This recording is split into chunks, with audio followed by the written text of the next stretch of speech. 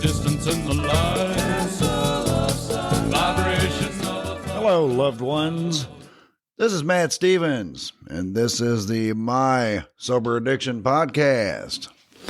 So, I missed last week. Yes, I did. Well, I recorded the episode a couple of times, and it just wasn't good.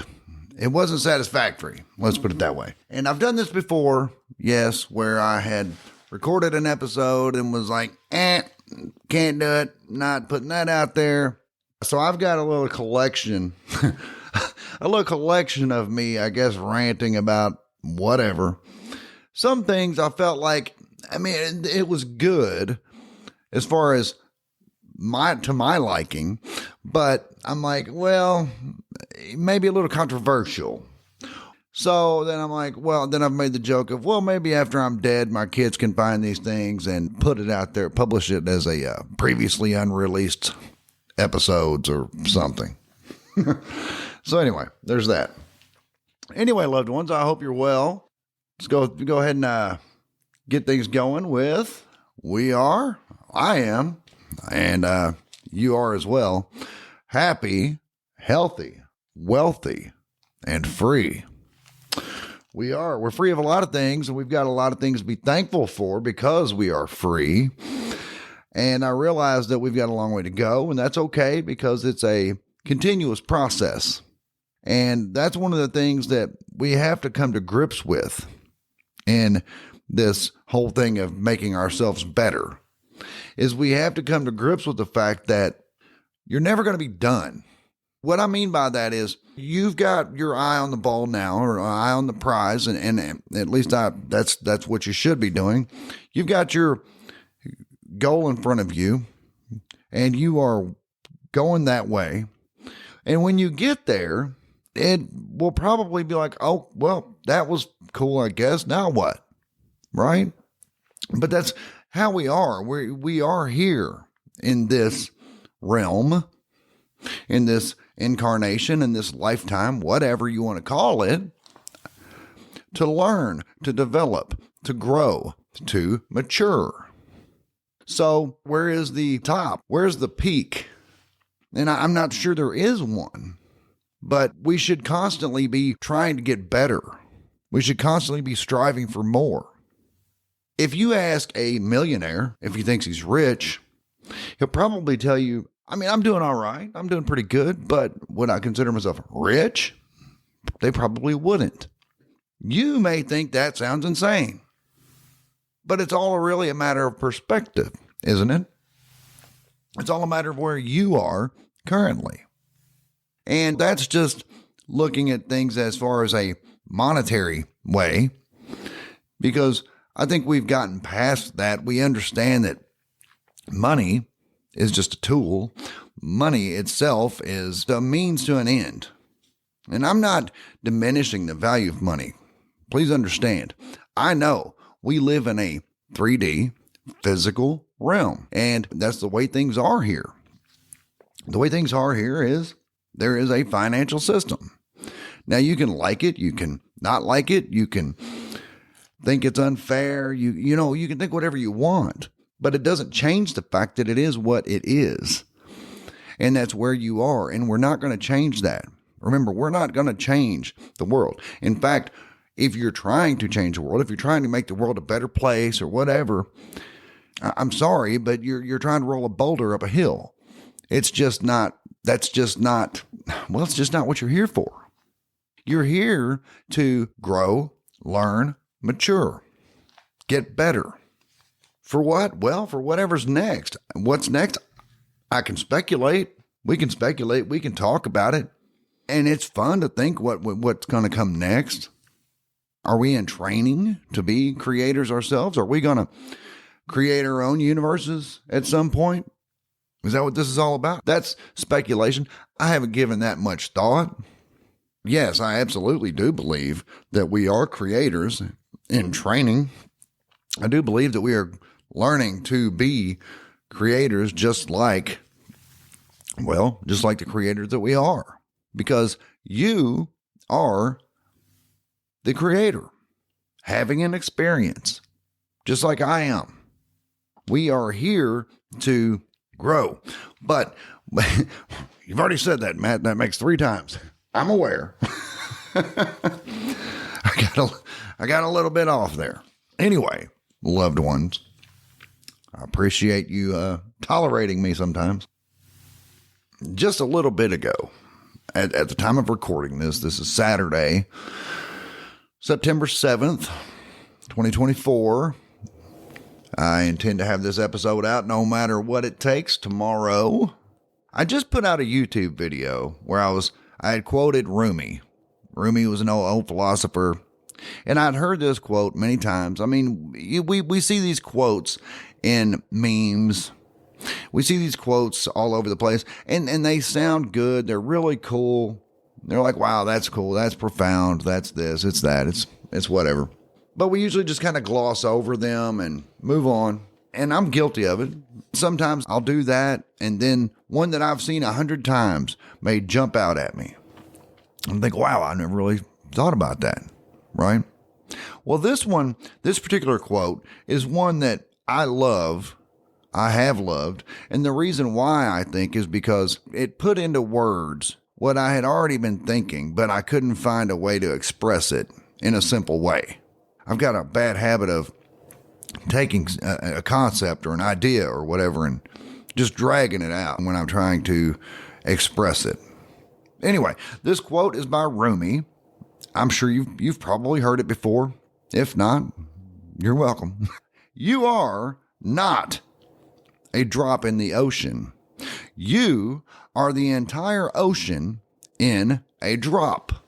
Now, what that means is that while we can look at ourselves as drops in the ocean, I think the current figure, which this is highly debatable, and I'm not going to get into conspiracy theory with you, whatever, but the current figure is there's like 7 billion people on Earth. So 7 billion drops in this quote unquote ocean. So we can say, well, I'm a part of the creator. You're a part of the creator. Jimbo over there is a part of the creator. We are each 1/700 billionth of the creator. One drop in this vast ocean. But Rumi says, no, you are not just a drop in that ocean. You are the entire ocean in a drop. Well, what's that supposed to mean? Well, what it means is, like we've seen in a lot of things that I've read, is that you are an aspect of the creator. The creator created you specifically, and me, for what? To have experiences, to experience this magnificent creation, this universe, this everything. See, I'm here to experience it from one point of view. You're here to experience it from another point of view.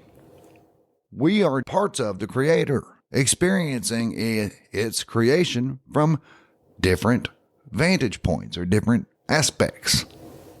So am I saying that I'm the creator? Yes, I am. The creator, right? Capital letters. And so are you.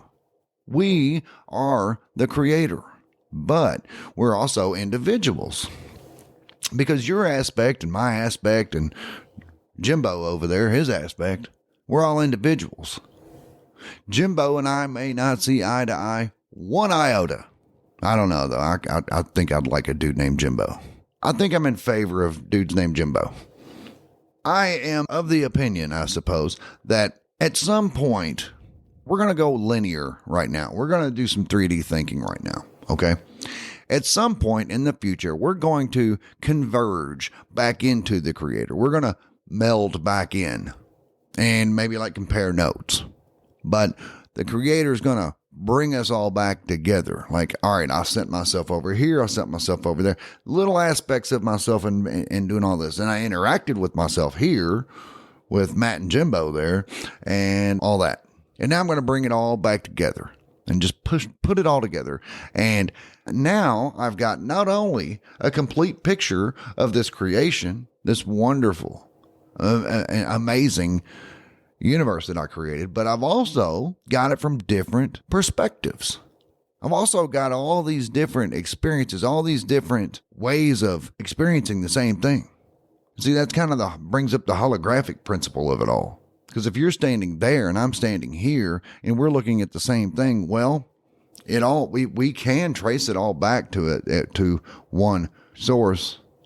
Now, what I mean by that? Well, in Itzhak Bentov's amazing book, Stalking the Wild Pendulum, he talks about how we can take like 3 pebbles and we can drop them into a bucket of water, and they're going to cause ripples, and those ripples are going to interact with each other and cause different ripples, and it's going to get very complex very fast. Now, let's say we could flash freeze that water in that state and then lift that little piece of ice off the top of it there. That would be a hologram. Because we could then shine a light through that and determine where those 3 pebbles were dropped. In that very complex, seemingly chaotic piece of ice that was made from all those ripples going in every direction from 3 different points. We would be able to isolate where those 3 pebbles were dropped in at, meaning we could isolate the source. And further, we could break that piece of ice, and from any little bitty, tiniest little sliver of that ice, we could shine light through it and determine where the source came from. We could determine exactly where in that big thing, that bucket, those 3 pebbles were dropped in. Those 3 pebbles being the source and all that interaction.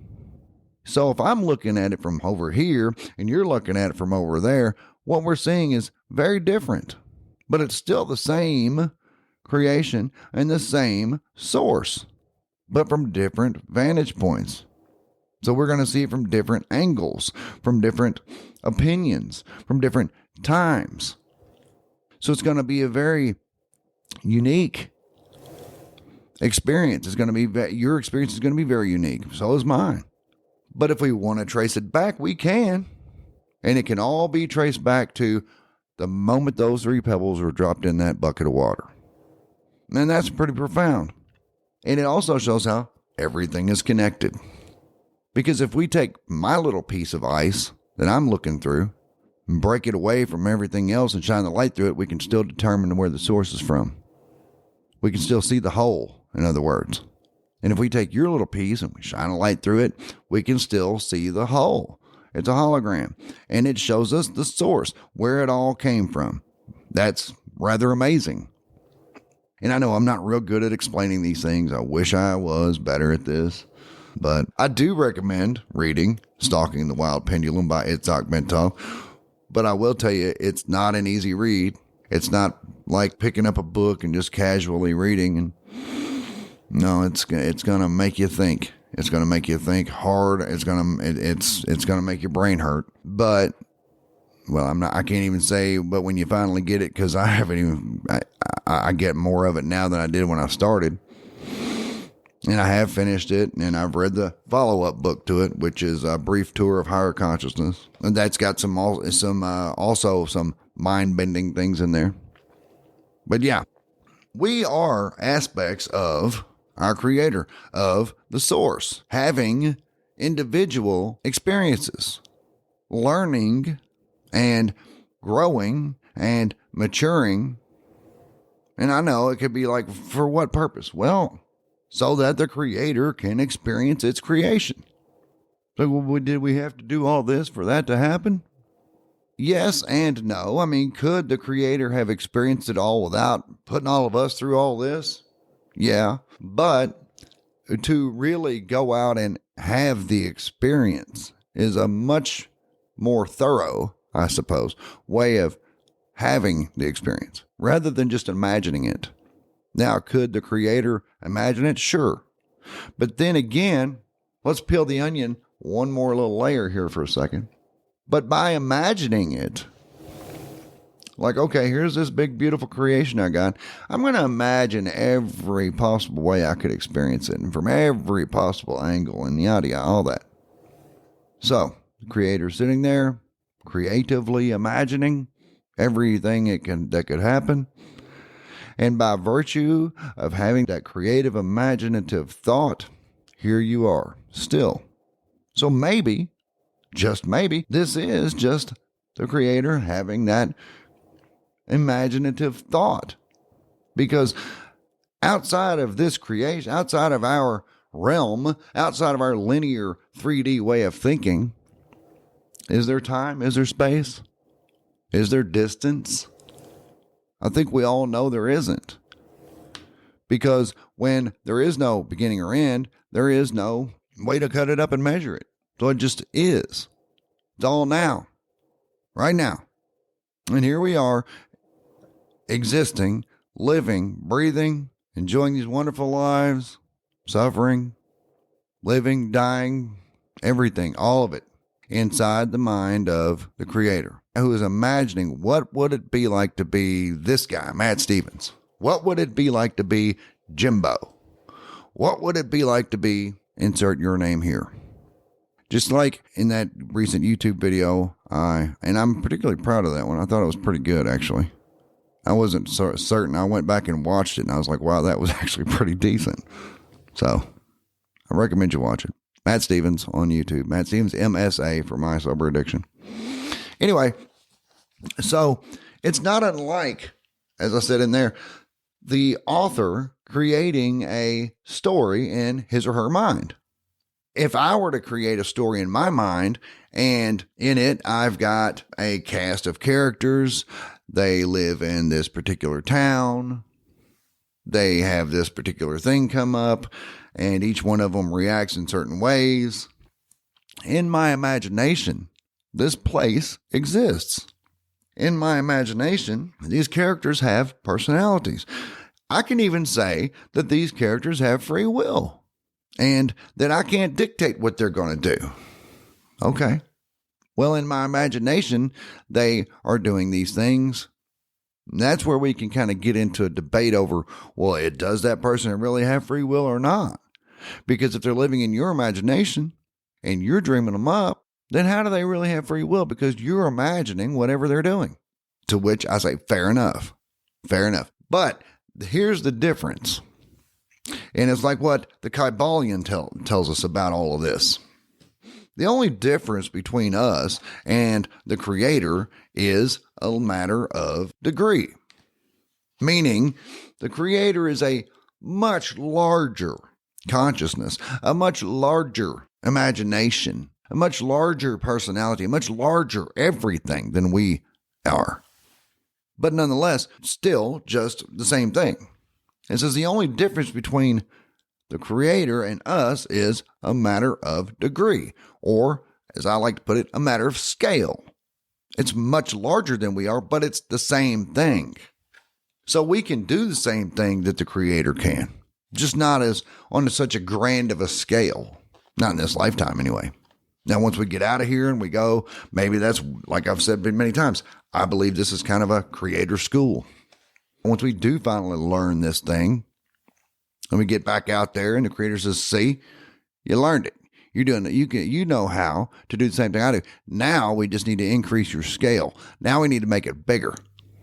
Of course, that's all just speculating, right? We won't know that until we're gone. And in fact, we may not even know then, because we may have not figured it out yet and still got to come back again and again. I don't know. I don't pretend to know. I mean, I accept some things to be true. And then my own personal story as opposed to yours, my journey through addiction, all the things that I went through with that, popped me out on this end of it. 10 years ago, if you told me I would be on a podcast talking about stuff like this, I might have said, yeah, that's pretty cool, but I probably wouldn't have believed you. Now, 20 years ago, had you told me this, I definitely would have thought you were crazy. No, I'll say 22 years ago. 22 years ago, I hadn't even gotten addicted to drugs at that point. Remember, I was a late bloomer. I didn't get started until I was 30, 32, somewhere around there. So if you had told me before that, you're going to be an addict who really had a quick 10-year run, but man, was it a big run. I did.